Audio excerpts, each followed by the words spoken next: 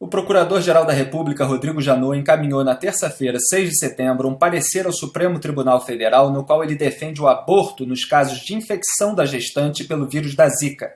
Ele alegou que a autorização legal para interrupção da gravidez em caso de estupro visa proteger a mulher em estado de evidente e excepcional sofrimento e desamparo, o chamado aborto humanitário ou ético. Idêntico nível de desamparo e sofrimento estaria presente no caso de infecção pelo vírus Zika, situação que resulta de falha do poder público. A interrupção da gestação no caso de infecção por Zika também seria aborto ético ou humanitário, na medida em que protegeria a mulher que sofre por ato omissivo do Estado. Traduzindo a alegação de Janot, o nível de sofrimento de uma mulher que escolheu transar com um homem por livre e espontânea vontade, ciente do risco de engravidar, e que depois que engravidou foi infectada pelo vírus da Zika, que não necessariamente resulta em microcefalia do feto ou do eventual nascituro, nem qualquer outra doença necessariamente, o nível de sofrimento dessa mulher, repito, seria idêntico ao de uma mulher que foi estuprada, violentada sexualmente por um criminoso de quem passa a carregar um filho que não escolheu ter com ele? Essa alegação parece ter saído de um manual militante de como fazer avançar a agenda do aborto no Brasil. Vejamos, por exemplo, o caso do médico carioca Bruno Farnetano, que foi trabalhar em Minas Gerais e cuja esposa foi infectada pelo vírus da Zika durante a gravidez. Eu tive uma conversa com ele e faço aqui uma edição especial das respostas que ele me deu. Separar alguns pontos aí. Primeiro, como médico, sou clínico, minha formação é assistencialista, eu trabalho em enfermaria de clínica médica há 10 anos. Tenho a impressão de que as consequências da infecção pelo vírus Zika numa gestante não garantem que essa criança vai ter um problema. E me parece que esse problema ele vem na minoria dos casos, não na maioria. Então, você afirmar que uma gestante que contraiu o vírus Zika durante a gestação vai ter um feto com consequências, enfim, microcefalia ou outras alterações, essa afirmação não pode ser feita, tá? Numa epidemia de Zika, num lugar onde a incidência da infecção pelo Zika é alta, você pode aconselhar que a pessoa postergue a gravidez, né? Você pode fazer parte do aconselhamento de um casal que queira engravidar. Até aí tudo bem. Mas você afirmar que uma gestante que tem Zika, ela vai ter um feto alterado, é muito forte. Eu acho que não existe embasamento científico algum para essa afirmação ser feita. Passei por essa situação dentro da minha casa. A minha esposa, com 9 semanas de gestação, teve Zika confirmada laboratorialmente. Nós fomos o primeiro caso de Zika em gestante em Minas Gerais. Saiu no jornal, jornalistas procuraram a gente, aqui é uma cidade pequena, então todo mundo ficou sabendo, e obviamente isso é um motivo de estresse psicológico, é claro que é. Assim como você torcer um joelho causa estresse psicológico, bater de carro, quando quebra um vidro da sua casa, as dimensões são diferentes, mas em momento algum, minha esposa e eu pensamos em tomar uma medida contra a nossa filha, por conta do nosso estresse psicológico, já que nós decidimos ter um filho e, ao acaso, vamos dizer assim, a minha esposa foi escolhida para ter esse vírus da Zika. Em momento algum, a opção seria abortar. Desde que eu soube que eu teria uma menina, a minha paixão e meu amor por ela já foram imediatos, e justamente por a mãe dela, minha esposa, ter tido Zika, que a minha responsabilidade sobre a vida dela aumenta, e muito, porque caso ela fosse nascer com algum problema, eu teria que me preparar para ser o melhor pai possível. Graças a Deus, nós somos um exemplo de que pessoas com Zika, gestantes com Zika, podem ter filhos normais. Minha filha tem 2 meses e até o momento não tem nenhuma alteração relacionada a Zika. Pode vir a ter? Pode. Pode ser que apareça. Até 2 anos de idade, pode aparecer alguma consequência. E se aparecer, ela vai continuar sendo a minha filha, eu vou continuar amando e vou reforçar a minha necessidade de cuidar bem dela. Minha filha não é substituível. Eu não vou querer apagar essa filha para ter outra melhor. Não existe isso. Ela é a filha que eu tenho e eu já amo ela. E sou a prova viva de que uma gestação, mesmo em uma gestante, em uma mulher que tem infecção por vírus Zika, pode ser normal. E no nosso caso, eu acredito muito que será.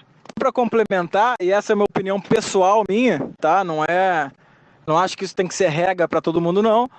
mas eu vejo com muita estranheza casais que colocam condições para o filho nascer.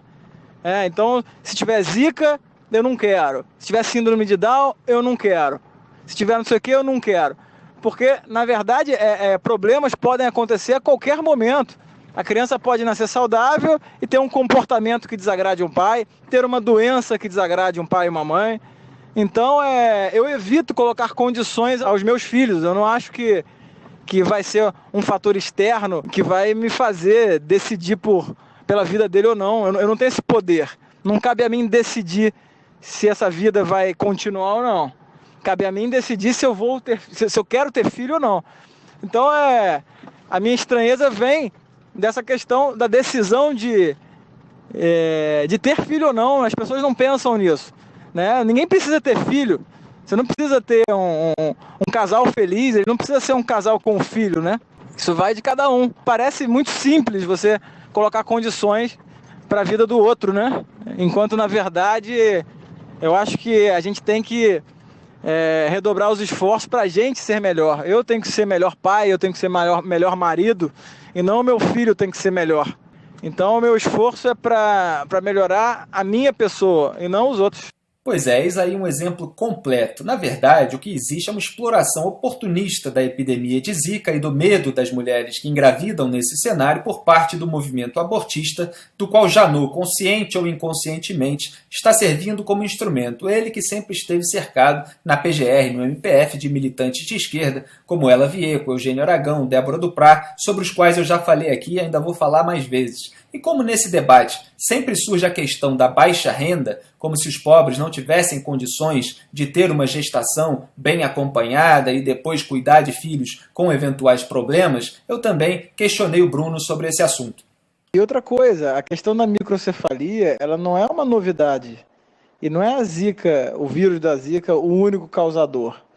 Provavelmente, dentre todos os casos de microcefalia, o vírus da Zika é um dos que menos tem relação. Existem diversas outras infecções, diversas outras condições que causam microcefalia já sabida. Então também me gera estranheza esse discurso de que, então quem tem condições de ter um filho com microcefalia pode ter, e quem é pobre, quem não tem condição, é muito mais difícil, tem que entender o lado social de quem é pobre. Então, se tem que entender o lado social de quem é pobre, então vamos cuidar antes de que nasça o filho, né? Uma educação sexual, condição de saneamento básico, impedir a exposição a alguns agentes infecciosos que causam microcefalia, combater o alcoolismo. Por que as medidas não têm que ser antes de nascer a criança, em vez de se preocupar com o que vai fazer depois? Então, já que depois que nasce a criança, depois que, enfim, é concebida a criança, é uma outra vida que está aí. E a preocupação tem que ser em fazer com que ela tenha a melhor vida possível. A vida que vem pela frente. E não interrompê-la. Para mim também é esquisito, do ponto de vista de saúde pública, se preocupar com o que vem depois e não com o que vem antes. Porque antes de nascer uma criança, antes de aparecer uma mãe com condição socioeconômica ruim que se infectou pelo vírus da Zika, essa mãe está inserida em um meio.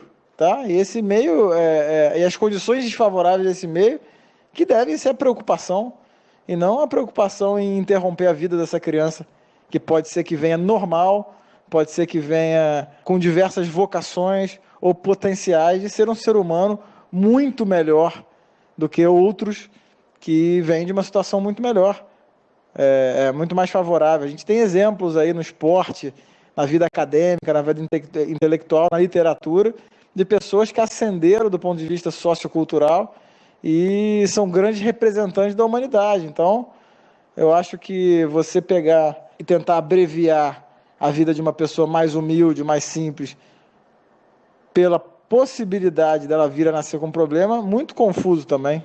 Pois é, mas a confusão é a base do discurso militante que nunca tem interesse em lançar luz sobre os problemas e distinguir as suas nuances, como comprova o próprio parecer do Janot, que equipara o sofrimento decorrente da infecção ao sofrimento decorrente do estupro. No fim das contas, tudo isso só dissemina mais irresponsabilidade, mais pessoas incapazes de assumir a responsabilidade sobre os riscos inerentes às escolhas que fazem.